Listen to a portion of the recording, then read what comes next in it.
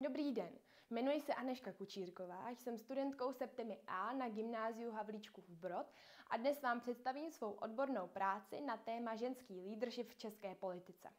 Tuto práci jsem klasifikovala do soutěžního oboru číslo 17, filozofie, politologie a ostatní humanitní a společenskovědní obory.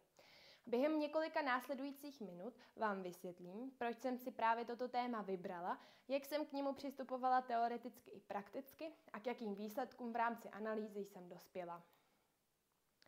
Moje práce se zaměřuje na postavení žen v politickém prostředí v České republice, protože o téma rovnosti práv žen a mužů v různých oblastech, nejen v politice, se dlouhodobě zajímám a informuji. Hlavním cílem bylo určit, jaké faktory ovlivňují několikaletou nízkou míru zastoupení žen na vysoké úrovni v politice v parlamentu České republiky a zároveň jsem chtěla zjistit, jak se české političky v tomto prostředí cítí. Myslím si, že výsledky této práce mohou přispět k vyvolání diskuze a vést tak ke změně v politickém prostředí v České republice. O čem dnes budu povídat? V rámci mé teoretické části bych ráda podrobněji vysvětlila pojem genderová segregace a vysvětlila typy genderové segregace. A dále bych ráda popsala metodologii a výsledky práce v praktické části. Teoretická část je rozdělena do 5 kapitol. První je věnována vysvětlení základních pojmů. Dále popisují genderovou segregaci, projekty a instituce zajišťující odstranění genderové segregace, genderové nerovnosti v odměňování a v páté, poslední kapitole jsou popsány flexibilní formy zaměstnání při kloubení mateřství a kariéry. Genderová segregace je dlouhodobým přetrvávajícím jevem na českém trhu práce. Jedná se o stav, kdy dochází k vysoké nerovnosti mezi muži a ženami v pracovním prostředí. Čím větší je tato nerovnost, tím vyšší segregaci na trhu práce dochází. Horizontální segregace popisuje situaci, kdy určité skupiny, menšiny nebo ženy jsou koncentrovány v určitých sektorech na trhu práce.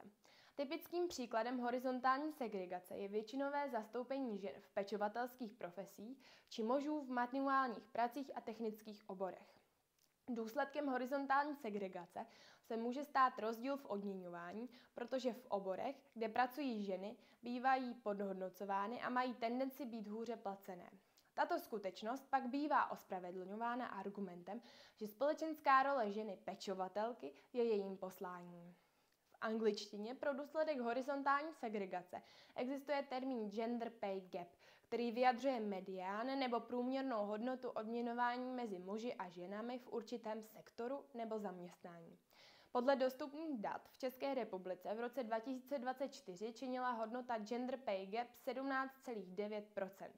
To v praxi znamená, že ženy v průměru pracují o 65 dní více, aby dosáhly stejného ekonomického výdělku. Vertikální segregaci popisujeme jako nerovnoměrné zastoupení žen na různých příčkách zaměstnanecké hierarchie, především na vedoucích a manažerských pozicích či v povoláních vyjadřující určitou míru zodpovědnosti. Vertikální segregace omezuje ženám vstup do vyšších a lépe placených pozic na trhu práce. Často používaná metafora související s vertikální segregací je tzv. Skleněný strop, v angličtině glass ceiling. Představuje bariéru, která brání dané demografické skupině, obvykle ženám, kariérnímu růstu bez ohledu na jejich dosažené výsledky, zkušenosti a kvalifikaci. Tato omezení často nejsou na první pohled vidět. A tak ačkoliv formálně mají všichni stejné příležitosti, v praxi se ukazuje, že existují překážky, které stěžují vzestup na kariérním žebříčku.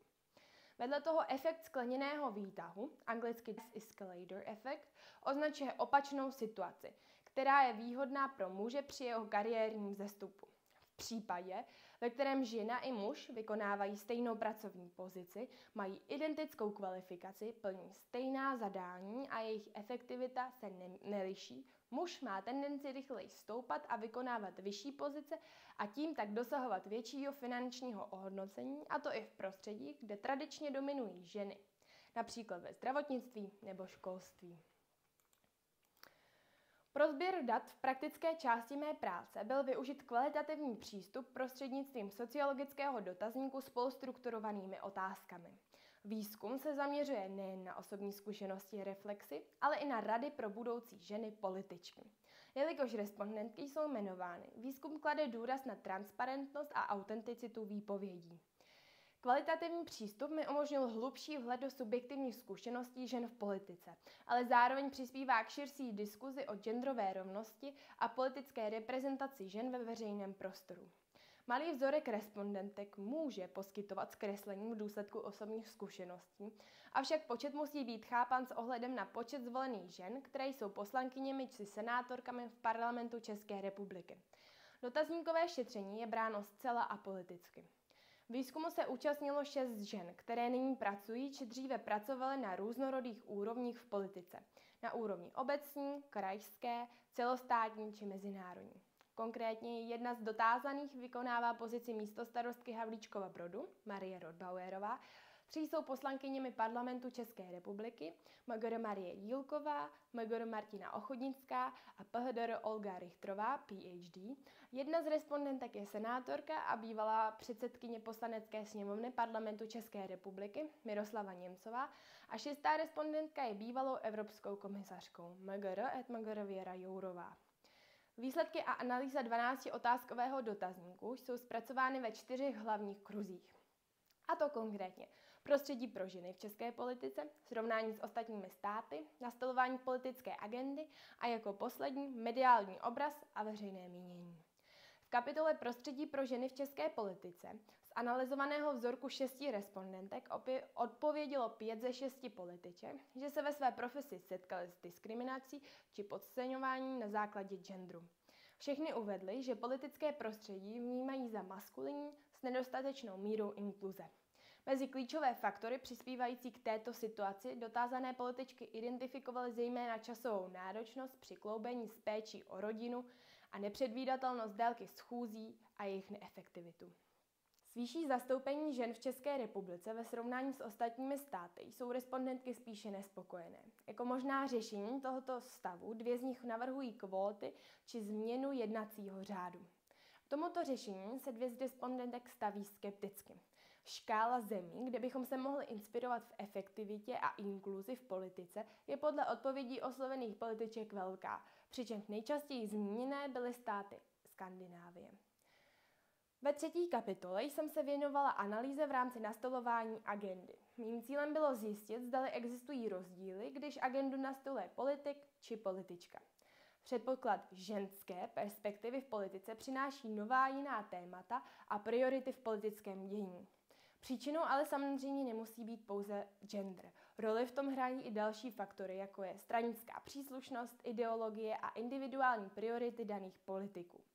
Na základě výpovědí respondentek v sociologickém šetření nelze jednoznačně určit, jaké konkrétní faktory způsobují rozdíly v nastolování politické agendy mezi muži a ženami.